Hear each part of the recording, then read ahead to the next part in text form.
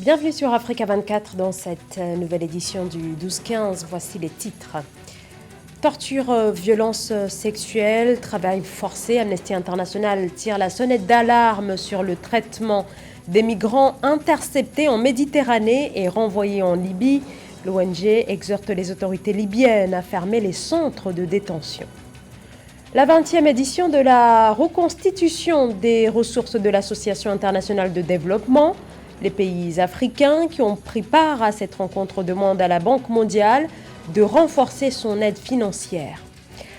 La Banque africaine de développement au chevet de l'économie tunisienne, l'institution a approuvé un financement de 70 millions de dollars pour des projets de relance économique. Mais tout d'abord, la fin des travaux de la concertation nationale entre acteurs politiques au Togo, la fin de 6 mois de travaux auxquels ont pris part certains acteurs politiques dans l'objectif d'améliorer le cadre électoral, mais aussi pour tenter d'apaiser les tensions post-électorales nées de la présidentielle de février 2020. Le gouvernement considère qu'il y a de réelles avancées. L'Alliance nationale pour le changement, elle, n'est pas du même avis. L'ANC qui n'a pas pris part à la fin des travaux. Amnesty International dénonce un traitement atroce subi par des migrants en Libye. L'ONG met en cause les politiques européennes de retour forcé de migrants vers la Libye, où ils sont enfermés dans des centres de détention où des violences continuent d'être commises en toute impunité. Samantha Saberou Saboubanga.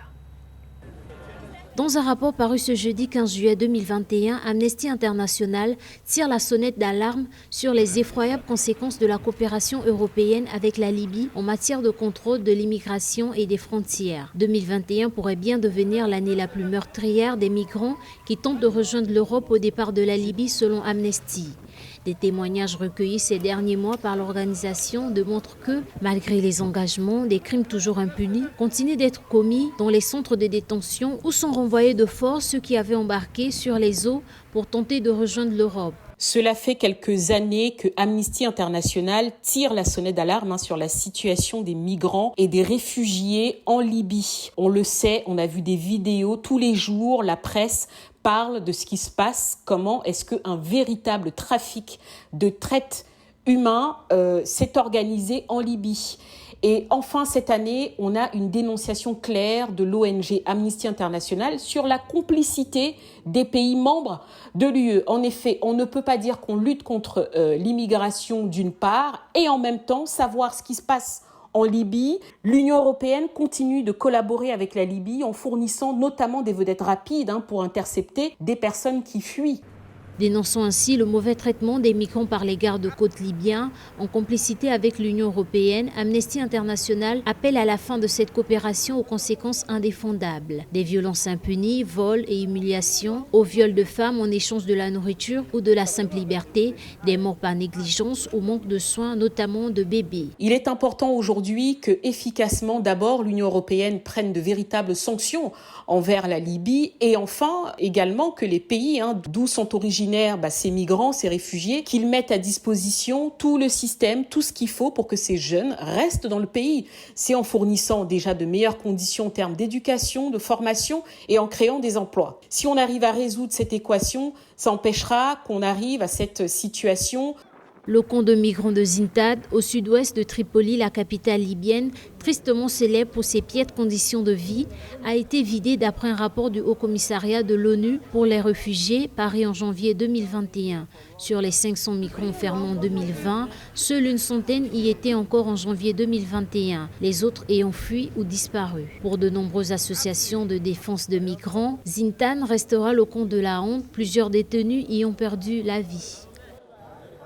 Dans l'actualité également, la 20e édition de la reconstitution des ressources de l'Association internationale de développement qui s'est tenue à Abidjan, Côte d'Ivoire.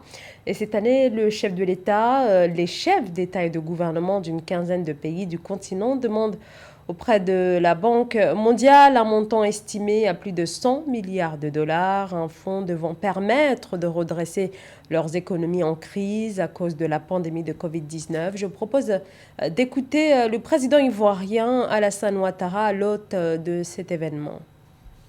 Notre réunion d'aujourd'hui vise à arrêter nos priorités communes de développement et à faire, dans le cadre de la reconstitution des ressources de l'IDA, un plaidoyer auprès des principaux donateurs de l'IDA afin de mobiliser au moins 100 milliards de dollars en vue de relancer nos économies. C'est une bonne occasion pour montrer que la solidarité est effectivement essentielle. Je dirais même qu'elle est obligatoire pour le bien de toute l'humanité et pour construire ensemble un monde plus sûr et, bien évidemment, nous souhaitons plus prospère. Je reste convaincu que les échanges avec les chefs d'État permettront de consolider les acquis et de jeter les bases d'une coopération solide, durable et viable, à même d'accélérer le développement de l'Afrique pour le bien-être de nos populations. C'est donc sur cette note d'espoir et de remerciement que je souhaiterais clore mon propos en déclarant ouverte la réunion de plaidoyer pour une 20e reconstitution ambitieuse des ressources de l'IDA. Je vous remercie, mesdames et messieurs. Le Fonds monétaire international approuve le programme économique triennal de 1,5 milliard de dollars en faveur de la République démocratique du Congo.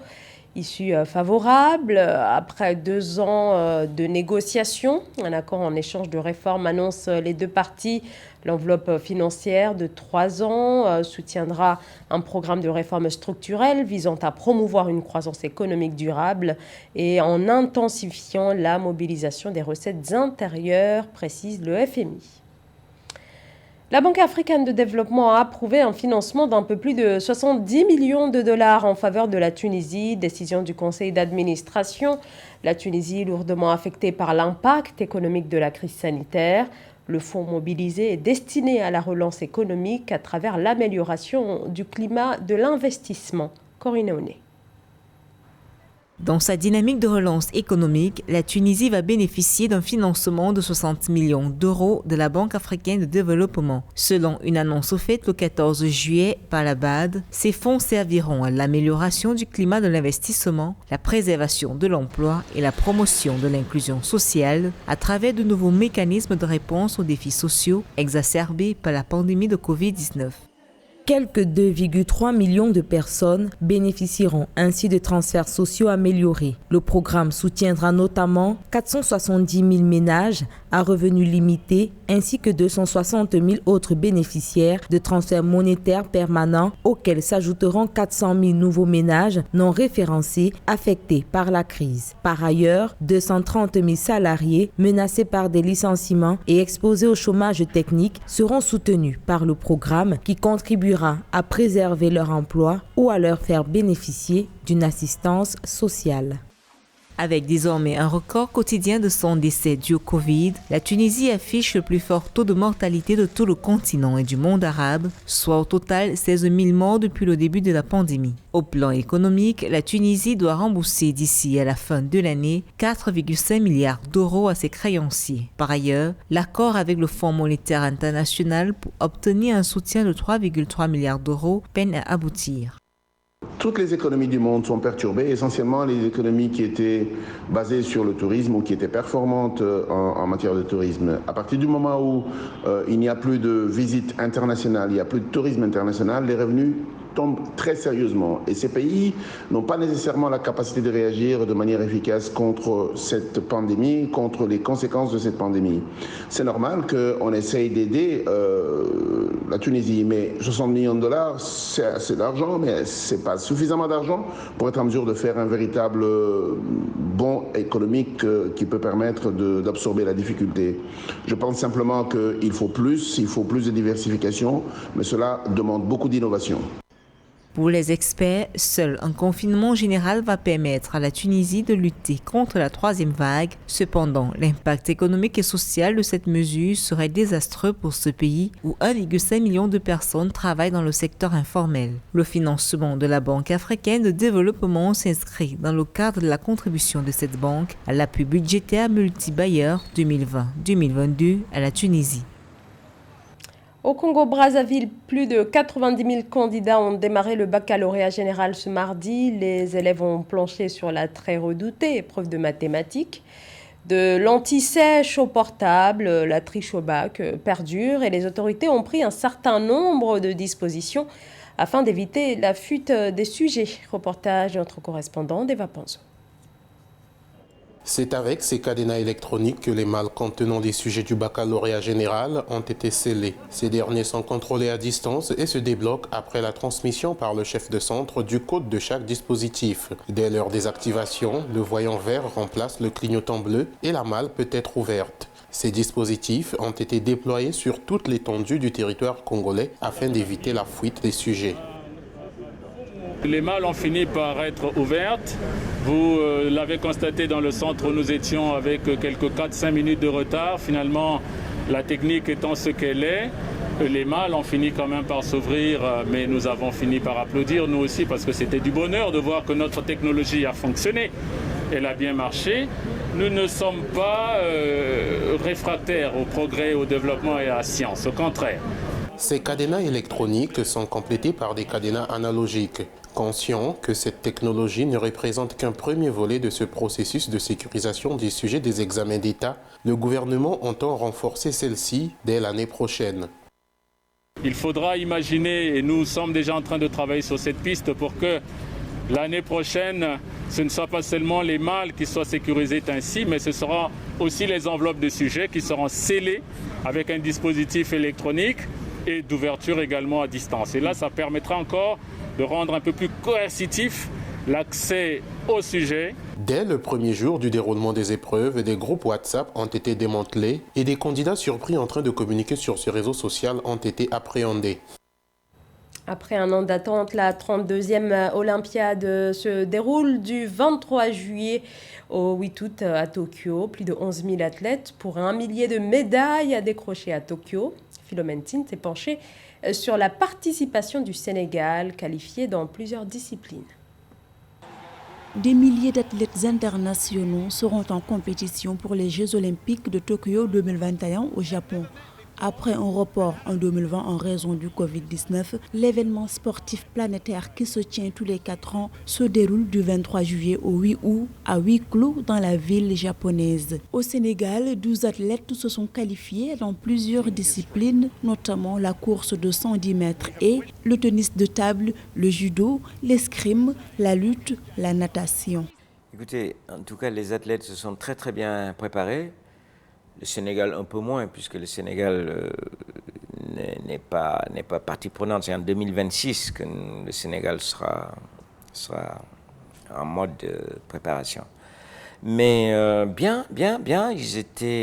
Nos athlètes étaient un peu dans tous les grands centres de formation et d'entraînement. Je pense que ça s'est bien passé. Je les ai reçus moi-même ici à déjeuner. Et il y a 12 qualifiés.